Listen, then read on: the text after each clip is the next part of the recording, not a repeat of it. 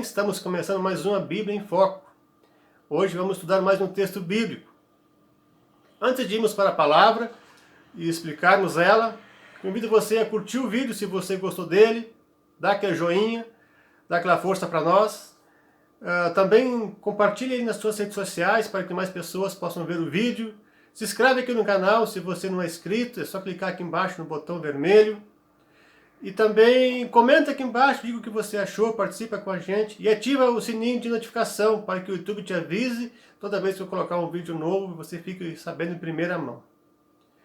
O texto de hoje é o texto de Romanos 8, 28, onde Paulo escreve o seguinte: sabemos que todas as coisas cooperam para o bem daqueles que amam a Deus, daqueles que são chamados segundo o seu propósito.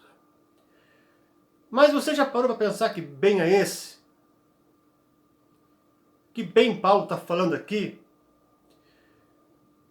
Para começo de conversa, eu quero te avisar que esse bem não é um bem do final feliz de um filme, de uma novela, onde tudo vai dar certo e todos viverão felizes para sempre. Mas é um final diferente, que Paulo nos explica aqui. E por que não é um final feliz? Porque nós sabemos que os apóstolos foram perseguidos e mortos por causa da sua fé em Cristo. O apóstolo Paulo também foi morto por causa da sua fé em Cristo, além de sofrer e ser perseguido. Além de Estevão, que foi o primeiro mártir cristão.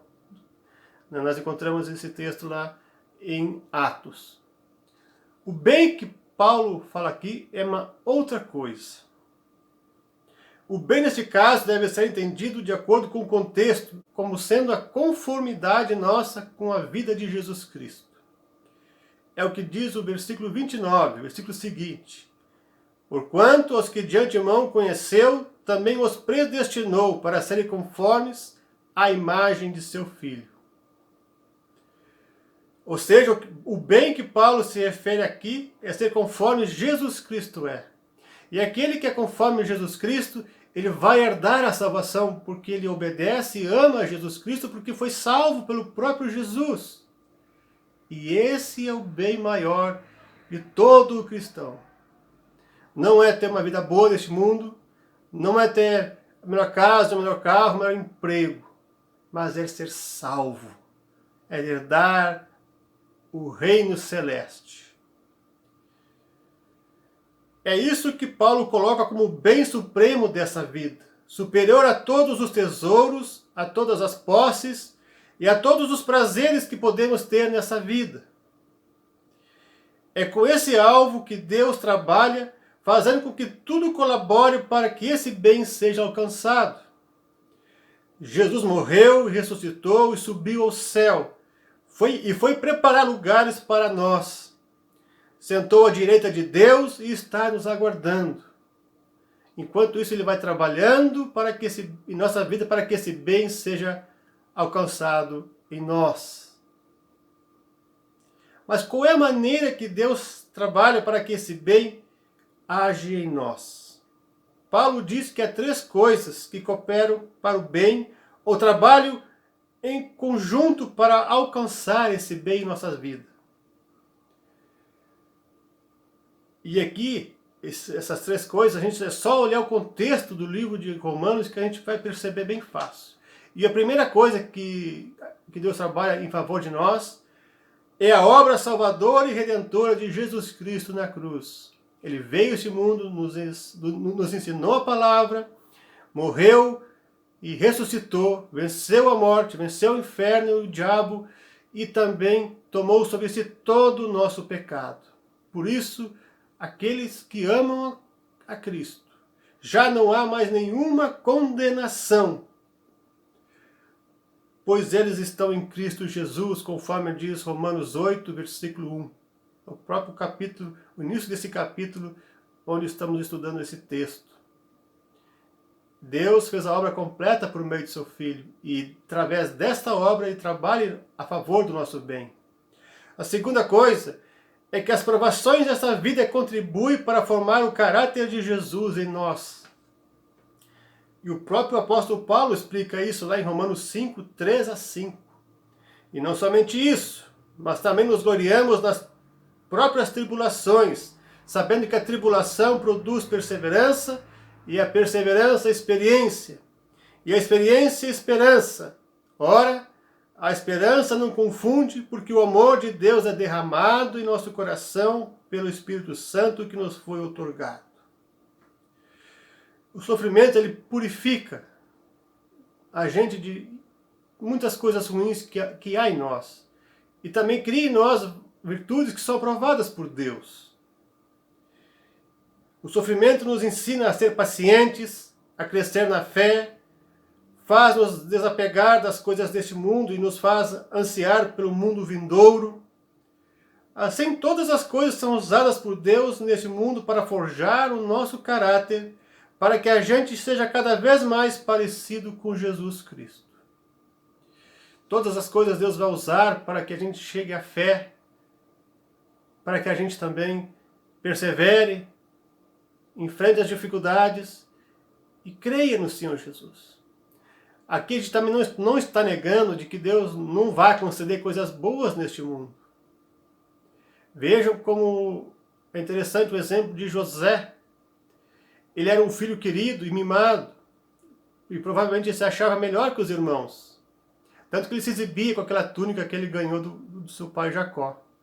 Um dia os seus irmãos venderam ele como escravo, e na casa onde ele estava trabalhando como escravo, ele foi injustiçado, e foi preso injustamente. Mas depois, no final da sua caminhada, Deus o fez governador do Egito. Deus trabalhou na vida de José para que ele fosse um homem de Deus e salvasse muitas vidas através da função que Deus o colocou como governador do Egito. O mesmo a gente pode dizer de Davi, que ele foi ungido rei antes de assumir o trono. Mas até assumir o trono ele foi perseguido por Saul, né? Teve que ir para a caverna, teve que ir para o deserto. Mas nesse momento Deus trabalhou nele, ele teve que aprender a depender de Deus, a confiar na sua providência, no seu poder. E assim ele se tornou um homem segundo o coração de Deus. Deus faz com que todas as coisas sejam para o nosso bem, também aqui neste mundo, mas principalmente para que a gente se torne parecido com Cristo e herde a salvação eterna. Terceiro ponto é o que diz no versículo 27 e 26, antes do versículo 28. É que o Espírito Santo intercede por nós diante de Deus, pois nós não sabemos pedir. Nós não sabemos orar como convém. É o que diz Tiago 4, versículo 3, que nós não pedimos, pois não temos as coisas. E quando pedimos, pedimos mal, para esbanjar os nossos próprios prazeres. Então, o Espírito Santo intercede por nós diante de Deus, pedindo as coisas para que façam com que essas coisas colaborem para o nosso bem e para que a gente ame a Deus, se torne parecido com Cristo e chegue à fé. Então, essas coisas também são pedidas pelo próprio Espírito Santo.